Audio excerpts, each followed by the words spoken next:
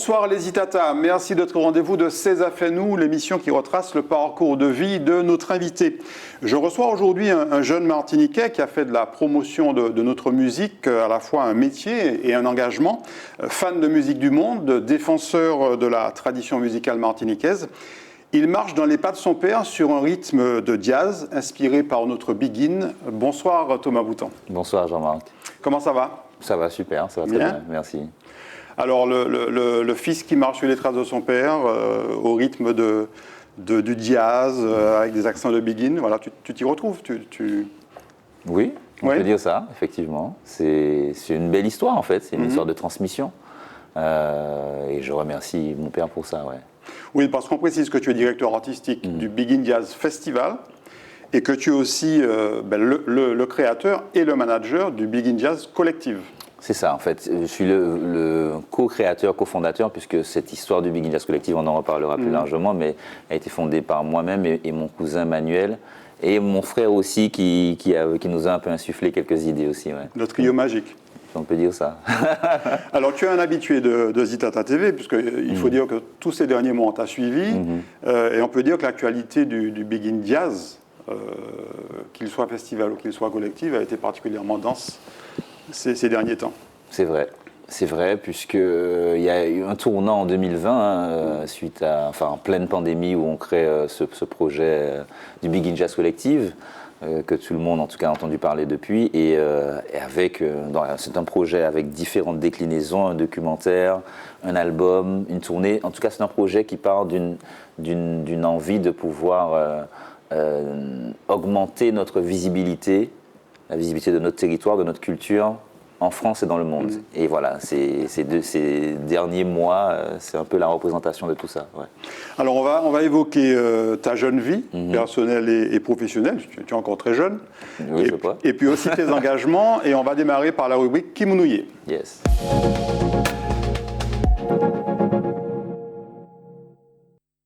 Alors Thomas, qui est Thomas Boutan? Si tu devais te présenter indépendamment de ton activité professionnelle pure, si tu devais te présenter en quelques mots. J'essaierai d'être simple, je dirais un fils, un frère, un père, un Martiniquais qui est un héritier d'une culture martiniquaise exceptionnelle, magnifique et voilà, quelqu'un d'ambitieux, je pense. Et voilà. Quelqu'un qui a été bercé, on va le voir, dans la musique depuis tout petit parce qu'il a lui-même un père mélomane. C'est ça. Ton père, c'est Christian Boutan. Exact. On le verra à plusieurs reprises en photo. On va démarrer avec une photo d'il y a pas mal de temps, où on va te voir avec... je te laisse la décrire, ta maman et ton frère. Je suis content en fait qu'on la voit parce qu'on parle souvent de mon père, mais voilà, il n'y aurait pas eu de Thomas sans ma mère, Marlène, et avec mon petit frère aussi qu'on voit, Lucas. C'est une photo, d'ailleurs c'est très marrant parce que quand je l'ai revue là récemment, j'ai vu mes deux filles, puisque Eva qui a 7 ans, c'est typiquement mon portrait, et puis Maë qui a 2 ans, c'est typiquement le portrait de mon frère. Donc, on va les voir tout à l'heure. Ouais, voilà. Mais en tout cas, ouais, c'est un moment, on était petits, je ne sais plus où on était exactement, mais en tout cas, à travers son regard, on sent l'amour de la maman. Ouais. Alors tu l'as dit, on connaît très bien ton papa, qui est encore un homme public, on voit d'ailleurs sur Zitata, dans l'émission À Contretemps. Et ta maman, donc c'est quelqu'un de plutôt discret, c'est un petit peu la femme de l'ombre, on va dire. Oui, c'est la force tranquille. C'est la discrétion, c'est le calme, c'est c'est beaucoup de choses qui m'inspirent en tout cas. Et elle aussi, elle a un certain intérêt, un certain goût pour la musique? Oui, bien sûr, inévitablement, en tout cas, à partir du moment où elle s'est mariée à un homme tel que mon père, un fanatique de musique, inévitablement, elle a épousé également ça, mais je pense qu'elle a un goût pour les belles choses, pour les bonnes choses. C'est une très grande cuisinière aussi. Donc, voilà, je pense que c'est une alchimie de... Voilà, elle sait un peu combiner les belles choses. La photo suivante, c'est papa qui est avec ses deux fistons. Tu les vois, tu les as derrière moi, hein, Thomas. Ah oui, c'est vrai, exact. Ouais. Donc papa et ses fistons. Alors cette photo est antérieure à la précédente puisque vous êtes plus petit. Mais bon, voilà, j'ai préféré commencer par ta maman. Donc là, avec Christian Boutan, donc, qui a été pendant très longtemps délégué général de la SACEM en Martinique, les droits des auteurs-compositeurs. Exactement. Et c'est une photo en fait qui respire aussi là l'amour familial, le lien familial, quoi. Oui, c'est ça, c'est le père et ses fils. C'est marrant parce que je ne sais pas quel âge il a là, mais enfin, je sais que ces temps-ci, j'ai été beaucoup comparé à mon père. Des gens qui me disent, mais tu ressembles à ton père. Mais en tout cas, voilà, quand je vois cette photo, je me vois avec mes deux filles et j'essaie d'imaginer dans quelle situation, dans quel état il était à cette époque-là, à la fois directeur de la SACEM, enfin pas entrepreneur, mais cadre, et puis papa de garçons. Ouais.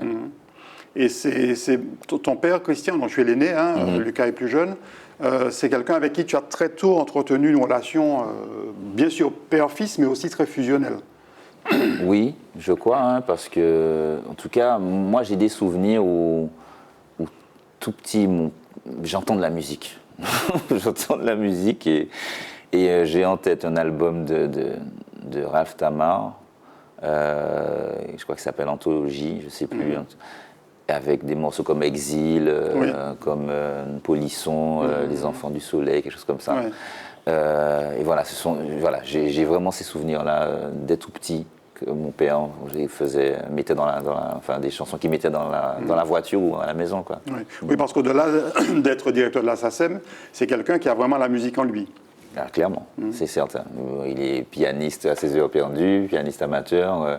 Et puis je pense que sa fonction à la SACEM lui a donné une espèce de conscience de ce que vaut la musique en termes d'œuvre, en fait. Ouais. Voilà. C'est vraiment quelque chose qui, en tout cas, par la suite, m'a beaucoup imprégné. Ouais.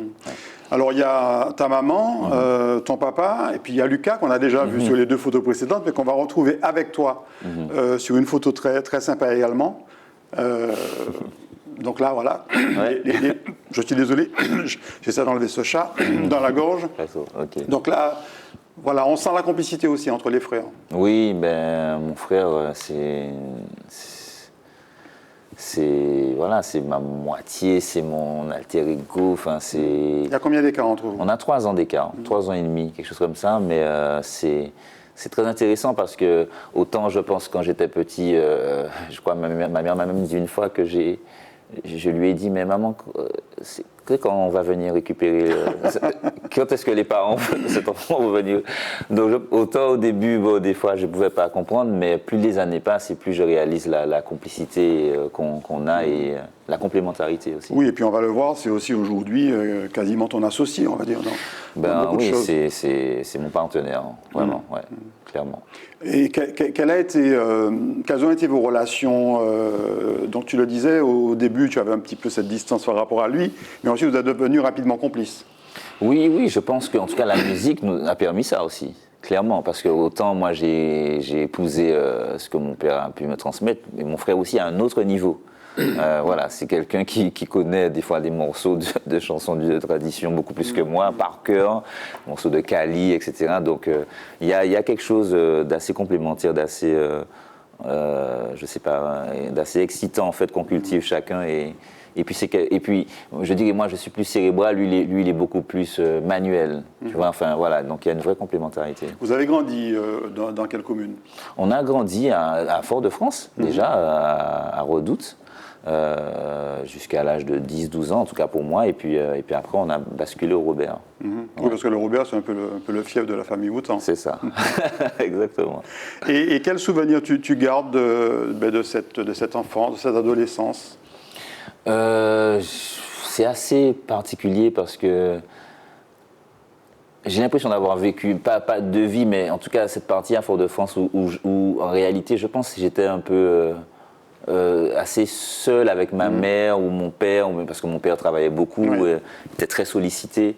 Et puis ma famille du Robert, on allait au Robert en fait voir mamie, papy tous les week-ends. Donc c'était comme si je me sentais un peu excentré. Et puis après, il y a eu cette deuxième partie où là, je suis vraiment entré dans une sorte de famille, de camaraderie. Mais non, Tu as aimé la vie au Robert? Ton adolescence. J'ai aimé la vie au Robert, j'ai aussi aimé la vie à Fort-de-France, mais j'avoue que les souvenirs sont un peu plus flous. La musique, donc tu l'as dit, hein, ton père en mettait toujours à la maison, et visiblement ça t'a très tôt influencé, puisqu'on va voir, on va voir une photo de toi où tu es déjà en train de t'essayer au saxophone. Ouais. J'aurais aimé revoir le moment où je fais ça et pourquoi je le fais. Mais oui, ben écoute, en plus, il y a déjà le style hein, du musicien, Roy Hargrove, John Coltrane, je sais pas, mais ouais, j'ai beaucoup de plaisir. Hein. Oui, parce qu'il y a même les lunettes.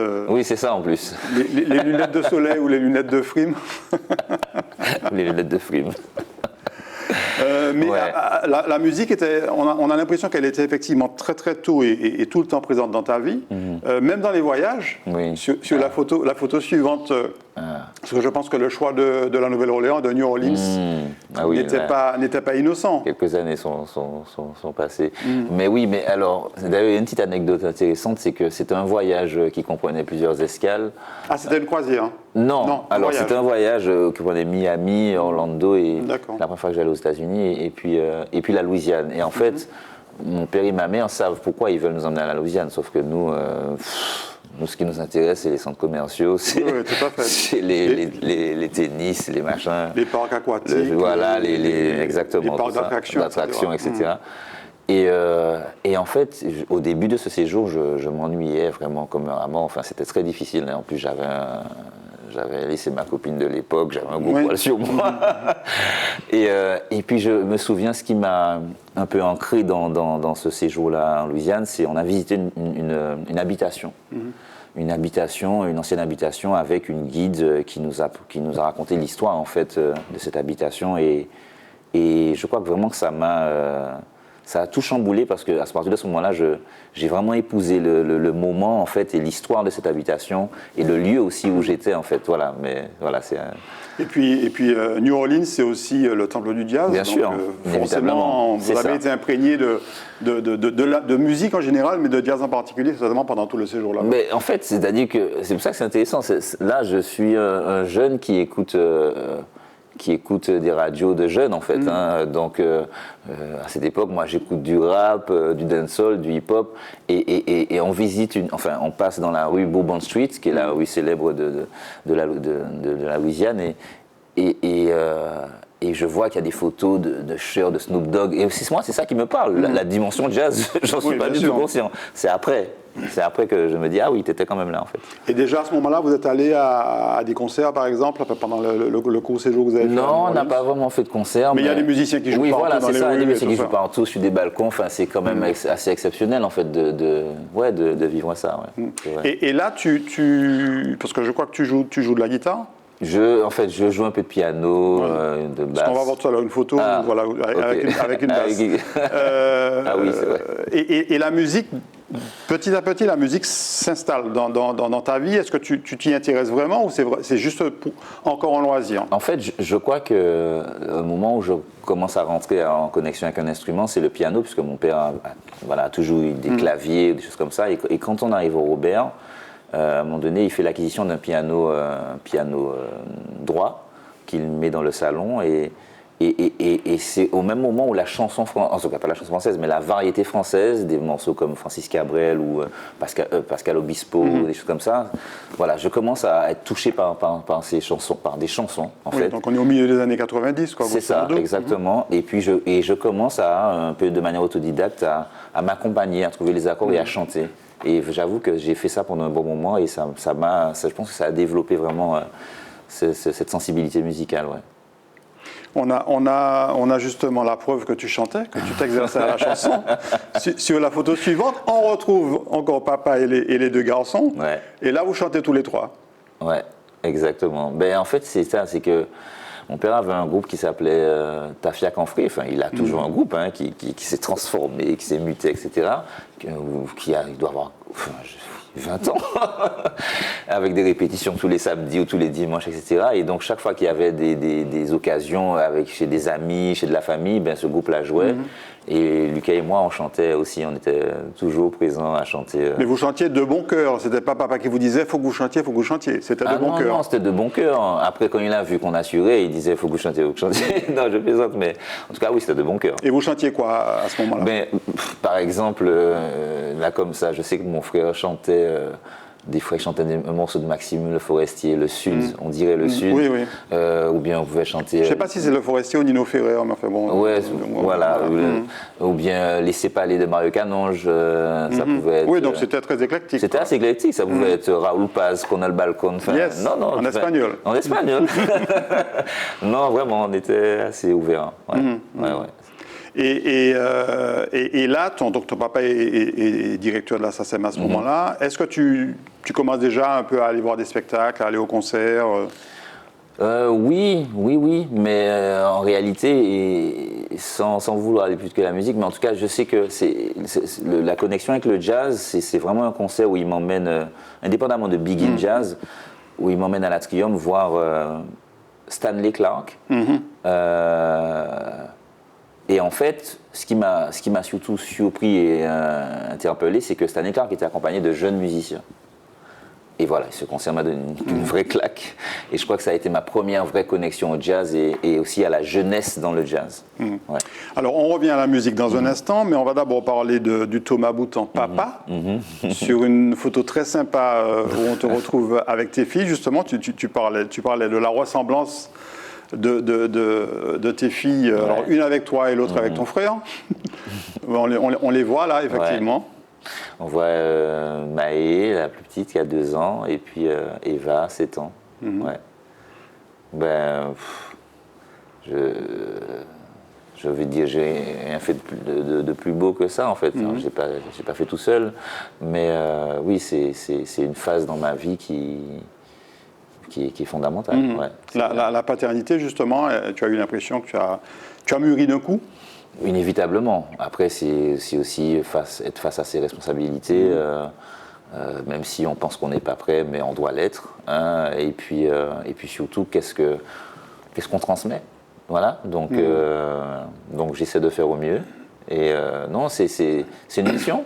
Voilà. Donc Puis mes filles, c'est une source d'inspiration aussi, inévitablement. Ouais. En termes d'éducation, tu es plutôt un papa cool, un papa exigeant, qui de temps en temps prend... alors, on ne va pas dire le martinet, parce que c'est dépassé, mais la sandale ou la palette... Non, je pense que je suis un papa cool, hein, vraiment. En tout cas, je ne sais pas si c'est le lien avec la musique ou l'art, mais en tout cas, j'ai une façon de voir la vie qui est plutôt... pas forcément cool, mais qui est plutôt en harmonie en fait, et en cohérence avec soi-même, avec l'environnement, donc j'essaie de leur apporter du bonheur et de leur transmettre des valeurs en fait. Ouais. En tout cas, il y en a un qui persiste et qui signe parce qu'il a décidé de transmettre aussi à ses petites filles le goût pour la musique. Sur la photo suivante, donc, on va retrouver ton père Christian avec une de tes filles. Ouais. Et là, bon, ben, ça y est, quoi. Ouais. Non. Ouais, en plus, Maë, je lui ai mis 2 baguettes. Donc elle, c'est l'aînée? Non, c'est la plus petite. La plus petite. J'ai mis 2 baguettes dans les mains sur une batterie. J'ai cru voir Sonny Troupé. Ah oui. Non, j'exagère. Oui, bien sûr. Mais oui. Il y a quelque chose, quoi. Il y a quelque chose, inévitablement. Après, voilà, c'est comment on nourrit ça, comment on développe ça. Mais oui, c'est toujours un super moment parce que quand elle voit, parce que mon père est souvent dans son bureau à jouer tout seul, et puis elle me dit allons voir papy, et puis dès qu'elle arrive, elle s'assoit, et puis finalement Christian l'appelle, et puis voilà. Voilà, elle se prête au jeu. Et toi, tu as envie qu'elle joue de la musique, pas forcément qu'elle en fasse leur métier, mais qu'elle joue de la musique. Ben, moi, j'ai pas eu la chance d'apprendre vraiment un instrument, en tout cas vraiment cette dimension d'apprentissage. Et je pense que ça contribue énormément à la construction d'un individu, d'un être, et tant dans la discipline que dans le rapport à l'harmonie, à plein de choses. Donc j'aimerais effectivement qu'elle puisse suivre ça, ce parcours. Après, si c'est autre chose, il n'y a pas de problème. Alors toi, tu t'es essayé dans un groupe. on a aussi la preuve en photo. Ce groupe, je pense que c'est un petit peu tes années d'études. Exactement, à Paris, c'est ça. En fait, ce moment est clairement symptomatique, symbolique pas d'un virage, mais d'une ouverture. Voilà, c'est-à-dire que j'arrive à Paris, je fais une année en école de commerce qui se passe bien, et puis après, mais en même temps, je réalise que je ne suis pas forcément à ma place. Et puis après, je rentre dans une école d'art, de culture en fait, où je suis un diplôme de médiation culturelle, d'ingénierie culturelle. Et puis là, je découvre en fait des personnes qui ne sont pas forcément des Antillais. Et celui qu'on voit là qui a la guitare, il s'appelle Didier, qui m'a fait découvrir le rock en fait, le rock'n'roll d'Angleterre, le rock'n'roll des États-Unis, avec des références comme The Clash, les Beatles, enfin bref, mais vraiment, et c'est là où ça m'a interpellé parce qu'il connaissait ses classiques. Il connaissait tous ces classiques de rock, et puis Rémi Verpré, qui est martiniquais de Sainte-Marie, et Svetlana, enfin voilà, c'était un groupe un peu hybride. Et toi, tu jouais de la basse? Je jouais de la basse, ouais, parce que quand je suis arrivé à Paris, j'ai acheté une basse. Et j'ai adoré ça, j'adore ça en fait. Voilà. Et il s'appelait comment ce groupe? Je ne sais pas s'il faut que je le dise. C'était particulier? Oui, c'était assez particulier. C'est pas moi qui l'ai choisi, c'était The Mumps Army. C'est Svetlana qui avait choisi. Ben, c'était un peu tiré par les cheveux, tu vois, mais voilà, c'était un peu rock'n'roll. En fait. Donc ça a été une petite aventure de quelques temps. Une petite aventure, quoi. Voilà, c'est ça. Et j'apprécie moi beaucoup la 404 Peugeot derrière. Oui, c'est ça. Il y a quand même une. Voilà. On était dans un village, je ne sais plus, en province, en Île-de-France, et avec des bottes de foin et tout ça. Enfin, voilà. Et là, ce sont donc tes années parisiennes. On va retrouver une très très belle photo d'ailleurs que tu as, un selfie en fait que tu as fait avec la Tour Eiffel en fond. Tu as passé 10 ans, c'est ça, à Paris? Oui, 10-12 ans, ouais, c'est ça environ, c'est ça. Ouais, ben là, c'est mes premières années. Bon, alors à l'époque, j'ai des cheveux, j'ai des locks. Et ça correspond aussi à une période de ma vie où j'arrive dans un endroit que je connais pas, en fait, où je me cherche identitairement. Et ma sœur, on n'a pas parlé, mais ma grande sœur me prête un bouquin de Juliette Smiralda qui s'appelle Du cheveu défrisé aux cheveux crépus. Tout à fait. Histoire d'une aliénation. Et là, je crois que ça a été un gap.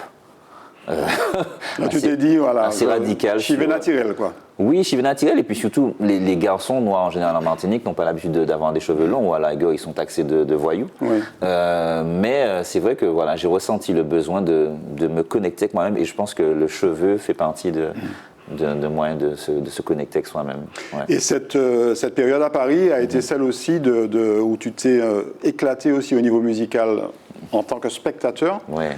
On va voir la photo d'un concert, enfin de billet de concert à la Cigale, où là on est effectivement on voit que tu élargis ton spectre musical, très clairement. Oui, c'est ça, c'est-à-dire que quand j'arrive à Paris, j'arrive avec toute ma culture, la culture que mon père m'a transmise, et puis également au-delà de mon père, parce que toute la génération, toute la dimension de musique urbaine, dancehall, etc., bon, ça c'est pas mon père forcément, mais ça c'est sur les radios, etc. Oui.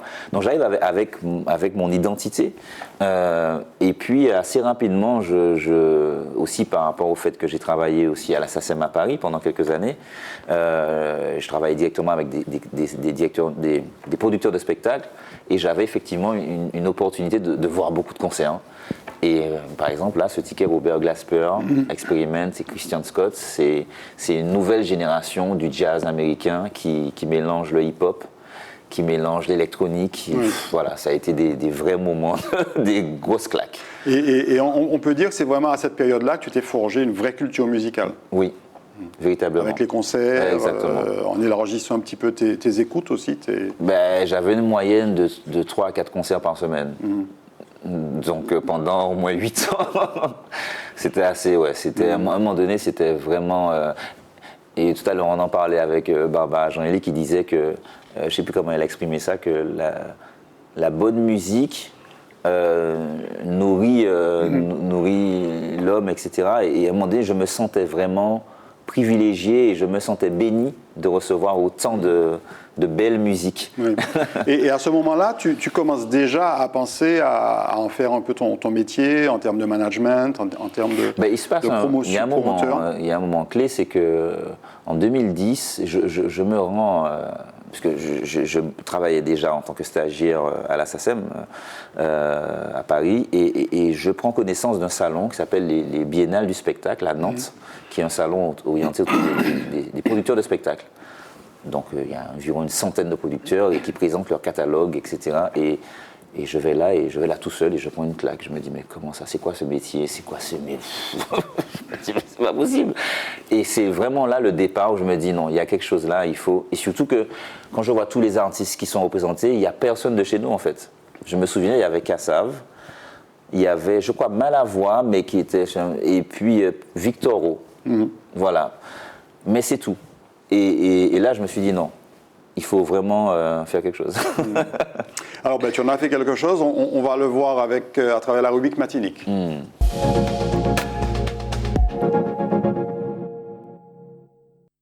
Alors, on va voir, Thomas, que très tôt, finalement, tu as eu une expérience de management de groupe avec un groupe de Pom-Pom Girls. Ouais. Sur la première photo de cette rubrique. Alors, raconte-nous, c'était pendant le carnaval. Alors, c'est un groupe qui s'appelle les Chica Pom Pom. Et comme quoi, c'est souvent une affaire de famille. Et quand je le dis, c'est vraiment de manière très, très positive. C'est ma cousine Lauriane Boutan, qui est aujourd'hui une entrepreneuse pour qui j'ai beaucoup d'estime et de respect. Lauriane, qui était leaduse de ce groupe de Pom Pom Girl, qui est né au Robert. À la base, c'était un groupe de majorettes qu'elle a transformé en Pom Pom Girl. Et puis du coup, je ne sais plus comment, mais j'ai commencé à prendre la direction artistique, à proposer des musiques pour leurs prestations, leurs performances. Et puis elles ont performé aussi au prix SACEM. Je me souviens, je ne sais plus quelle année, mais voilà, ça a été une première concrétisation de... Et là, c'est avant ton départ pour les études? C'est un peu avant, ouais, c'est ça. Et là, on était sur le campus. Elles avaient une prestation ce jour-là. Ouais. Et là, déjà, ça t'a plu et tu t'es dit, quand tu t'es retrouvé après à Paris, dans ce milieu musical, avec beaucoup de concerts, avec ces salons que tu visitais, voilà, tu t'es retrouvé un peu dans tout ça, quoi.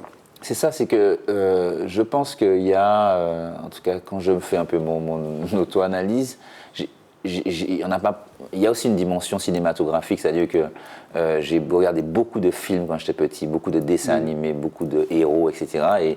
Et ce sont des choses qui m'inspirent, qui m'ont beaucoup inspiré quand j'étais petit. Enfin, je rêvais, on me disait que j'étais très rêveur en classe. Et du coup, je pense que tout ça, plus la musique, plus comment...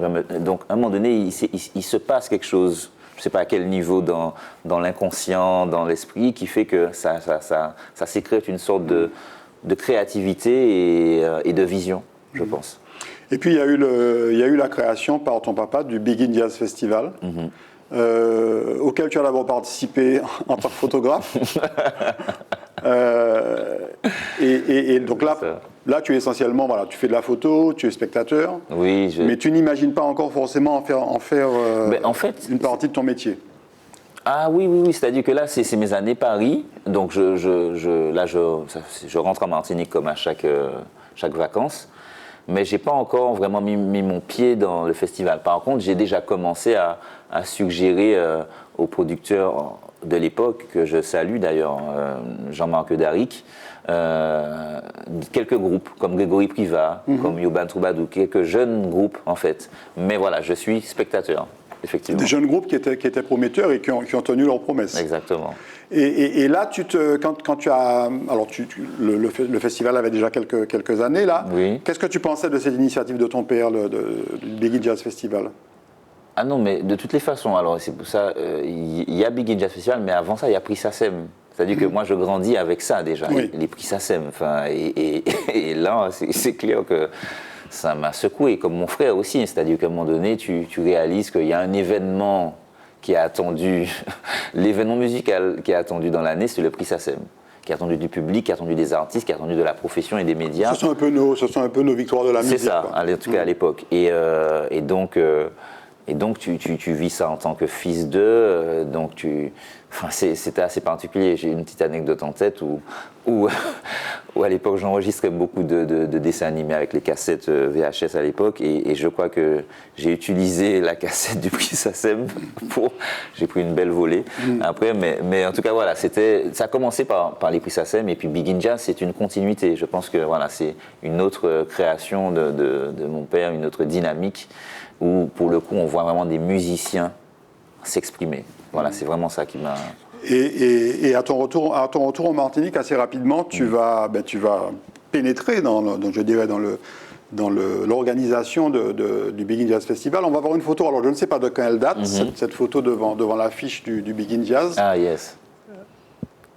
C'est une photo ouais. où on te retrouve, alors je te laisse décrire. Elle date de 2019, mais à ce moment-là, je vis toujours à Paris. C'est-à-dire que vraiment, avec Manuel, qu'on voit, mon cousin, on participe au festival au niveau de la direction artistique, mais de Paris. Donc on est Vous cherchez à recruter des invités, enfin des artistes. On fait notre prospection à Paris, puisqu'on vit là. On découvre beaucoup d'artistes antillais, martiniquais, guadeloupéens, guyanais, réunionnais, et on fait un peu notre marché à Paris, et après on concocte tout ça dans une programmation. Et la jeune demoiselle qui est au milieu, c'est Laetitia Limois, qui est une martiniquaise journaliste au Monde aujourd'hui, et qui nous a accompagnés à différents niveaux sur la création de contenu, sur la présentation. Enfin, voilà, c'est vraiment... Ça incarne aussi cette nouvelle génération du Big in Jazz Festival. Ouais. Et à partir de ce moment-là, tu as pris en main la direction artistique avec ton cousin Manuel. C'est ça, exactement. On a vraiment pris, parce que Manuel est également musicien, pianiste, compositeur, et puis amoureux de live. C'est surtout ça en fait, parce que quand on était plus jeune, on faisait le tour des Gardens de live, les 5 éléments, Tania Saint-Val. Enfin, on adorait ça, on adorait vraiment ça, donc on est vraiment amoureux de live. Et puis il y a aussi Lucas, ton frère, qui vous rejoint. Alors moi, j'ai baptisé cette photo le trio organisateur, pardon, c'est un peu ça ? C'est un peu ça, oui, c'est en tout cas... C'est une belle complémentarité. Lucas, c'est vraiment le cerveau technique. Donc Lucas est au premier plan, c'est lui qui fait le selfie là. Ouais. C'est vraiment le cerveau technique qui va, parce qu'il a aussi une formation d'architecture, de conceptualisation d'espace. Et puis c'est un Michel Morin aussi, c'est un débrouillard. Donc voilà, et puis Manuel qui a aussi cette dimension technique et artistique. Et puis moi, je crois un peu le rêveur et un peu qui essaie de faire des Tetris. Et là, je crois que c'était après votre premier Big in Jazz Festival. C'est ça, ce qu'on avait en 2014. Vous aviez organisé. La première édition où on reprend en tout cas oui, c'est ça, on reprend un peu les rênes tant sur la programmation que sur la logistique, et c'était très dur, mais magnifique. Et voilà, c'était le lendemain, le cri de victoire. Alors, on va voir une pellicule avec plusieurs photos, en fait, de très jolies photos en noir et blanc, qui résument un petit peu, c'est une espèce de florilège des différents artistes, en fait, que vous avez reçus ces dernières années. C'est ça. Alors, c'est la même année, en fait, 2014, et franchement, quand je revois un peu cette programmation, je suis extrêmement fier, parce que je crois que dès le départ, on a pu... C'était mes années à Paris aussi, on a pu incarner ce qu'un festival de jazz caribéen peut être en fait. C'est-à-dire qu'on a Jacques Swartz, déjà, qui est là. Oui. Après, on a Étienne Charles avec le chapeau. Étienne Charles, à mon sens, c'est l'un des plus grands musiciens de jazz caribéen qui vit... C'est un Trinidadien, c'est ça ? Exactement, qui vit aux États-Unis. C'est quelqu'un qui m'a énormément inspiré à différents niveaux. On a aussi le groupe Zépis, qui est en fait un mix de Réunion, Martinique, Guadeloupe, France. Just Woody, Thilo Bertolo, qui était venu avec Joey Homicile d'ailleurs, pour le Tributo Stelio, Régis Thérèse, c'est Arnaud Dolmen qui était là aussi, exactement, ouais. Donc, c'est un petit florilège d'artistes qui en fait résume un petit peu l'esprit du Big in Jazz Festival, c'est-à-dire faire venir en fait des artistes qui ont un véritable profil, un véritable projet musical, et qui vont, petit à petit vont émerger.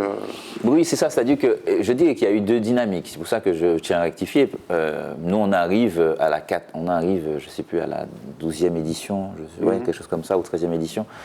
Mais avant, le travail qui a été fait par mon père et par les autres qui faisaient partie de cette aventure était vraiment de pouvoir mettre en lumière les artistes déjà de nos régions, des groupes de formation qui sont en Martinique, qui sont en Guadeloupe, et ça a été le cas pendant plusieurs années. Sauf que moi, quand j'arrive à Paris, je découvre en fait une génération qui est jeune, et c'est là que je me dis non, alors ok, il y a ça au pays, mais il y a ça qui est en train de se passer aussi à Paris, il faut qu'on emmène ça au pays. Voilà, ça commence comme ça. Et à partir de ce moment-là, tu es devenu un peu celui qui repérait les futurs très bons artistes, en tout cas des gens qui avaient un vrai style. Oui. Pas forcément toujours dans le jazz d'ailleurs. Pas forcément toujours dans le jazz, bien sûr, parce que encore une fois, même le terme jazz, c'est quelque chose qui est connoté en fait, et puis qui peut être interprété à tort. On peut se dire oui, le jazz c'est une musique élitiste, le jazz c'est tu fermes les yeux. Enfin, non, je pense que le jazz c'est encore plus que ça, et puis on peut l'appeler autrement aussi. Ça peut être de la musique instrumentale, évolutive, ça peut être du groove caribéen. Enfin, c'est de la musique live en fait. C'est la musique du monde. C'est la musique du monde, mais c'est de la musique où les musiciens en tout cas sont en première ligne. C'est surtout ça aussi. Alors il y a une invitée qui t'a particulièrement marqué. On va la voir avec son groupe.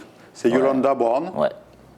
Exactement. Ah ouais, alors rapidement, pour que je donne l'anecdote, ça fait partie un peu de ce travail de directeur artistique, c'est que moi dans mon travail, en tout cas surtout quand j'étais à Paris, j'écoute chaque semaine ou chaque jour en fait, sur les plateformes de streaming, les nouveaux albums qui sortent, et donc je vais dans la catégorie jazz, et là je tombe sur un album d'une femme noire, mais avec un saxophone, et puis au fond, je vois rouge, jaune, vert. Ah bon, comment c'est possible? et je fais play, j'écoute, et là je prends une claque, parce qu'on entre c'est un reggae jazz en fait, vraiment quelque chose de... Après je regarde quelques vidéos, et ça se passe au mois de juin, et du coup je check un peu sur internet, et je vois qu'elle est en concert à Londres 3 mois plus tard. J'appelle Manuel, je lui dis écoute, il faut qu'on aille à Londres. Et du coup, on va voir son concert, on prend une claque incroyable dans un petit club de jazz à Londres. Et il se trouve que le hasard ou pas fait que après le concert, elle vient vers nous pour dédicacer des albums. Et là, je dis à Manuel, c'est le moment ou jamais. Je l'interpelle, je lui parle de la Martinique, du Big In Jazz Festival, qu'on veut la faire venir. Elle me fait un hug, c'est un truc un peu et quelques mois plus tard, elle est en Martinique, et je sais, l'un des concerts qu'elle a le plus apprécié, puisque la réalité, c'est que ces artistes-là, qui sont afro-descendants, qui vivent en Europe, jouent très peu devant leurs semblables. Oui, tout à fait. Voilà, entre guillemets. Et devant des Caribéens. Devant des Caribéens, et même devant des Noirs aussi. Oui, tout à fait. Et voilà, c'était vraiment un moment incroyable que le public, d'ailleurs, s'en souvient jusqu'à présent. Ouais. Alors, il y a aussi cet album qui a été réalisé par... j'oublie son prénom. Éric Pédurand, voilà, tout à fait. Qui est un des artistes que tu as fait venir aussi au Big Jazz Festival. Oui. Et celui-ci particulièrement, Tribute to Mona, tu as apprécié. Oui, parce qu'en fait, c'est toujours dans l'esprit, dans l'ADN du festival Big In Jazz, c'est-à-dire de pouvoir faire des hommages à des standards, en fait, à des artistes incontournables de notre patrimoine, comme ça a pu le faire avec Joey Homicide qui a rendu hommage à Tribute to Stelio, comme ça aussi, même plus vieux, je sais que Ronald Tull avec Joël Viellet, quelques chanteuses, avaient rendu un hommage aussi j'oublie. Bref, ça va me revenir. En tout cas, voilà, il y a eu beaucoup d'hommages, et je me souviens appeler Éric Pédurand parce que c'est un artiste pour qui j'ai beaucoup de respect pour son art, pour son écriture, pour son style. Et je lui dis, écoute, je te vois bien faire un projet autour de Jeanne Mona. Il connaissait un peu, sans plus. Et puis il me dit, ok, il me fait confiance, et Et puis et puis il accouche d'une résidence extraordinaire avec ce projet d'album qui est sorti et qui a permis en tout cas non seulement de mettre une lumière sur le travail de Jeune Mona auprès d'une génération plus jeune, et puis aussi qui a permis à Eric Pédurand de faire une tournée de moins 20 concerts aussi. Donc voilà, et il a produit cet album, je me souviens, il a produit et c'est là que je me suis dit, ah voilà, c'est ça qui est intéressant, on fait la résidence. Tu avais déjà réfléchi à ce qu'elle allait suivre. Voilà, mais c'est toujours une question d'inspiration. On s'inspire tous en fait. Hein. Eric à son niveau, Izzy Kenenga aussi, qui m'a aussi beaucoup inspiré sur des dynamiques. Enfin, voilà. Et puis un de tes complices, qu'on va voir en photo avec Lucas, ton frère, et toi, Maher Bourrois. Ouais. Qui est un petit peu aussi un de ceux avec qui tu as imaginé en fait le Begin Jazz Collective. Ben oui, c'est-à-dire que Maher, Maher Bourrois qui est un pianiste, hein, bien sûr, pianiste, chanteur, qui en fait est un enfant du Begin Jazz parce que depuis tout petit, il a fait ses premières classes aussi dans les concerts du Begin Jazz aussi. Je sais qu'à l'époque, mon père organisait des moments pour les jeunes musiciens, donc Grégory Privat a pu en faire partie, Jean-Philippe Méniac aussi, on a retrouvé une photo récemment de lui, et Maher aussi. Et c'est vrai qu'en 2012, après la sortie de son album, son EP Hexagonal, je le programme au Grand Carbet, en 2012 pour le Begin Jazz Festival, et puis depuis ça on a une relation de fraternité, de musique et de projet. Et qui se poursuit encore aujourd'hui à travers le Begin Jazz Collective. On passe à la rubrique politique.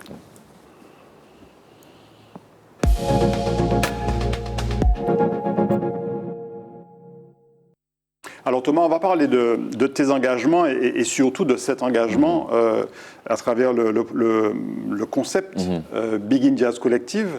Mais avant ça, on va voir que tu réfléchissais déjà un petit peu à l'héritage en fait afro-caribéen, puisque tu as participé notamment à une conférence autour de l'héritage afro-caribéen du jazz. Alors raconte-nous cette expérience. J'avais été invité par l'association Paris Jazz Club lors de la Journée internationale du jazz qui se déroule chaque année en mois d'avril et qui est composée également de conférences, de choses comme ça et de concerts. Et j'avoue, j'étais assez surpris de cette invitation, mais très honoré, puisqu'on avait en présence Alain Jean-Marie, Anne Legrand, et puis il y avait aussi un représentant de l'UNESCO, en effet. Je t'ai présenté comme programmateur du Begin Jazz Festival. C'est ça. Mais comment je suis parvenu à là aussi, c'est une question de réseau, parce que ça vient du Baiser Salé. Je tiens à saluer aussi le Baiser Salé Maria Rodriguez, qui est... Où se produit souvent Maxilla, d'ailleurs. Se produit Maxilla, où se produit Mario Canonge tous les mercredis. À la rue des Lombards. Mario Canonge tous les mercredis. Quasiment tous nos artistes sont passés au Baiser Salé. C'est leur maison. Et même les jeunes. C'est un peu la chapelle des Lombards d'aujourd'hui, quoi. Oui, on peut dire ça, exactement. Et donc, voilà, son administratrice, Émilie, avait suggéré que je participe à cette conférence. Et en gros, je devais répondre à une question qui était, je me souviens très bien, en quoi les musiques africaines et les musiques antillaises contribuent au renouveau du jazz français. Et au début, j'ai pris la question au pied comme ça, je me suis dit, bon, alors comment je vais? Et après, je me suis dit, mais non, mais en fait, c'est pas le cas. Pourquoi vous voulez que je réponde à une question alors que c'est pas le cas, en fait? Et donc, j'ai pris des exemples de l'influence des musiques africaines et antillaises sur le jazz américain, de manière très concrète, sur le jazz anglais aussi. Mais jazz français, ça prenait encore du temps.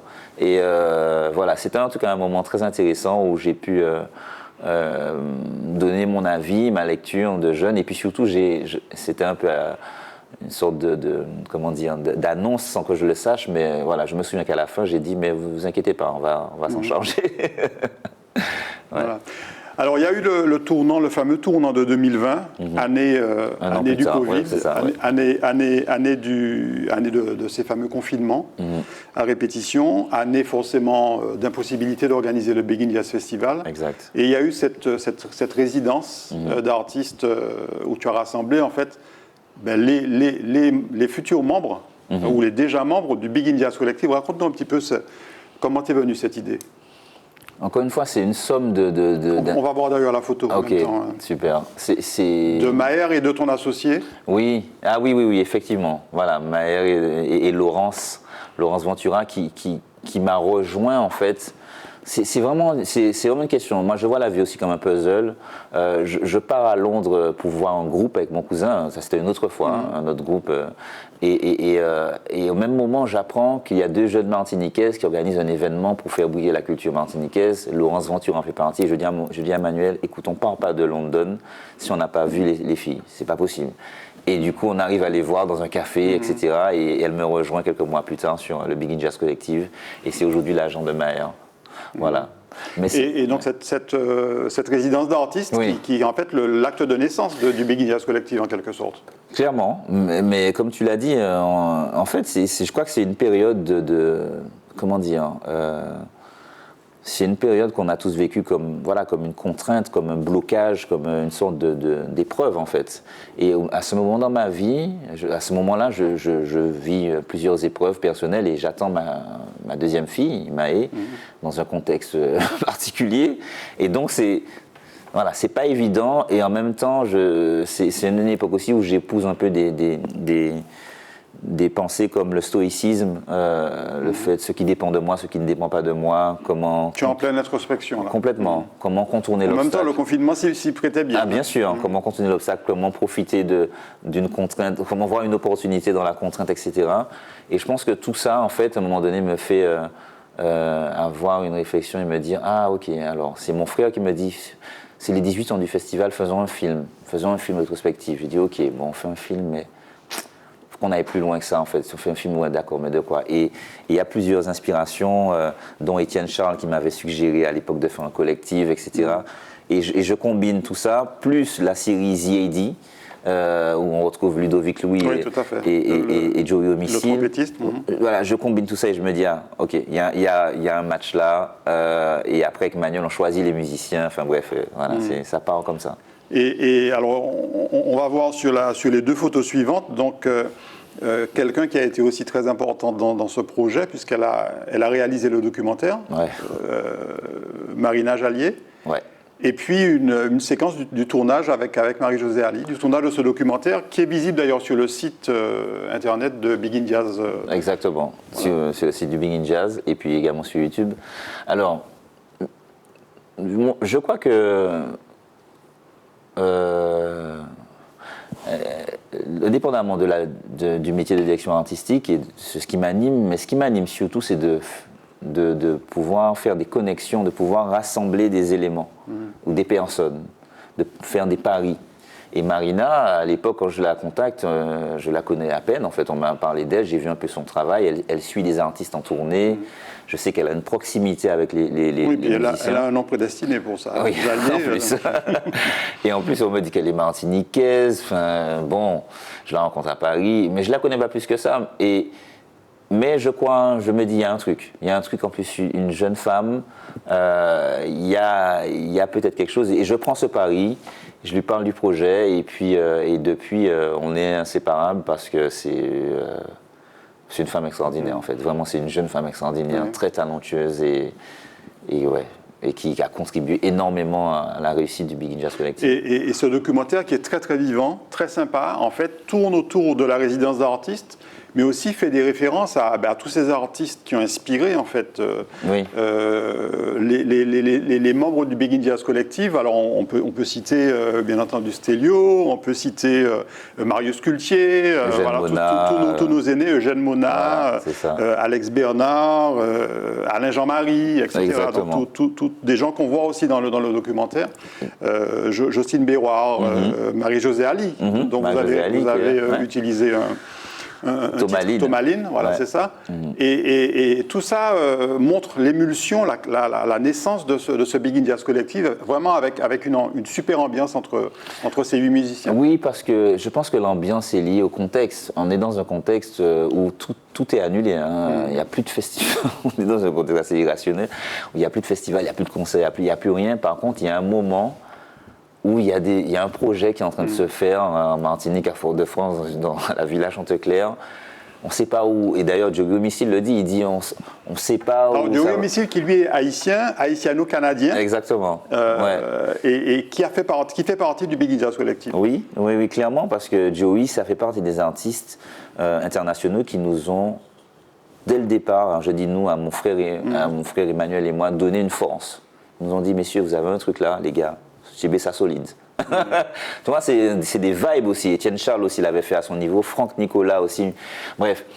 Et voilà, mais rapidement pour finir sur cette photo-là avec Marie-Josée Ali, c'est un moment où je me dis, waouh, tu es en train d'épouser un nouvel art qui est celui de l'audiovisuel, du documentaire. Et avec Marina, on a plein de projets à ce niveau-là et vraiment, c'est un vrai tournant. Ouais. Alors, le Biggie Jazz Collective, on va avoir une photo très sympa avec toute l'équipe, à la fois les musiciens et puis l'équipe qui travaille avec toi. Ouais. Autant sur le Biggie Jazz Collective que sur le Biggie Jazz Festival. Oui, bien sûr. Oui, mais c'est vrai que cette équipe-là est typique du Biggie Jazz Collective parce qu'il y a des membres, je vois par exemple Yulia Agasta, qui est notre chargé de communication, qui a rejoint l'équipe à ce moment-là, autour de ce projet. Je dis que je salue d'ailleurs. Voilà, il y a Fabienne qui était déjà là.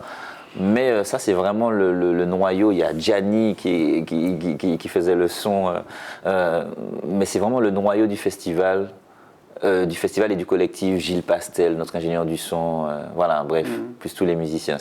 C'était juste après le concert. Ouais. Ouais. Parce qu'en fait, effectivement, ça demande aussi une véritable équipe autour. Alors, ce sont pour le moment des intervenants, des prestataires, en fait. Mais, mais ça, ça se met en place, ça se professionnalise. Ça se professionnalise et puis on est dans l'humain en fait. Hein. On est dans l'humain, il faut qu'on arrive à s'aligner. Heureusement, la musique a ce pouvoir magique de pouvoir permettre ça. Mais on est dans une vraie organisation humaine, stratégique et ouais. Et ce projet Biggie Jazz Collective commence vraiment à prendre forme. Je dirais même plus que ça, puisque vous avez eu, là, sur les quelques mois qui viennent de passer, vous avez eu des expériences extraordinaires. Alors, il y a eu, on va voir la dernière photo de l'émission, deux photos d'ailleurs, où on voit à la fois l'album, que tu montres fièrement, on sent bien la fierté. Et puis, ce grand monsieur que je n'ai pas reconnu au premier abord quand j'ai vu la photo, Grégory Porter, que tu as rencontré parce que vous avez fait, lors du festival Jazz à Vienne, en France, dans l'Hexagone, vous avez fait la première partie, le Biggie Jazz Collective a fait la première partie de Grégory Porter, ce qui n'est pas n'importe quoi. Clairement, c'est aujourd'hui, depuis quelques années, l'un des plus grands chanteurs du jazz vocal, en fait, international. Et c'est vraiment très symbolique, comme quoi, enfin, la vie, je pense que vraiment, quand on croit à ses rêves, ou en tout cas quand on les habite, l'univers nous le rend bien. Parce que Grégory Porter, c'est un artiste que je suis allé le voir en concert à l'Olympia. Ce sont des gens dont on entend le nom et on se dit, est-ce qu'un jour on va les rencontrer, quoi. Mais c'est ça. Voilà. Et puis tu te rends compte que le groupe que tu montes joue sur la même scène que cet artiste en première partie. Enfin, c'est assez perturbant, mais très, très, très exaltant. Et cette expérience Jazz à Vienne avec un public qui a été extrêmement réceptif. On a pu d'ailleurs diffuser le film sur Zitata TV. Merci beaucoup, Thomas. Superbe expérience. Incroyable. Je crois qu'au-delà du concert en lui-même, moi, ce que je vois, c'est surtout l'itinéraire. Parce que Jazz à Vienne, on établit un partenariat avec Jazz à Vienne en 2019 autour d'une masterclass que Jazz à Vienne organise pour des jeunes musiciens. Et du coup, Benjamin Tanguy, qui est le directeur artistique, qui a sensiblement mon âge, en fait, on crée un vrai lien. Et pendant le Covid, quand il me dit, écoute, nous, on va annuler, je lui dis, nous, on va annuler, mais on va faire ça. Je lui parle du projet et il me dit, waouh, écoute, si ça prend forme, je vais vous programmer. Mais sauf que c'était sur une petite scène. Bref, et puis finalement, voyant l'engouement du truc, il nous programme sur le théâtre antique, 8000 personnes. Je pense qu'il n'a pas regretté. Non, en effet. Alors, Thomas, on arrive à la fin de cette émission, on a même déjà un peu débordé. On va parler de l'actualité rapidement. Alors, pour le Biggie Jazz Collective, il poursuit sa route. Il y a des choses qui sont prévues prochainement. Oui, bien sûr. Là, on a une tournée qui continue là en octobre au Nancy Jazz Pulsation, qui est un grand festival de jazz à Nancy. Après, en décembre, Africolor. Et puis surtout, nous avons signé avec un tourneur en février. Donc un organisateur, enfin quelqu'un qui vous place dans les tournées. Exactement, c'est ça. Et ça faisait vraiment partie de la stratégie. Dans les tournées ou dans les festivals. Dans les festivals, exactement. Ça faisait vraiment partie de la stratégie. Comment donner plus d'impact, de visibilité à notre territoire, à notre musique, à notre festival, à travers un groupe qui pourra être une sorte de, un peu comme Kassav l'a été, de leader voilà. Moi, j'ai plus pensé au Fania All Star, tu vois, quand j'ai vu. Intéressant, ok. Il faudrait que j'approfondisse ça parce que. Voilà. Ok. Voilà, mais peut-être un nouvel album, certainement, et puis une tournée avec aussi des nouveaux musiciens. Ouais.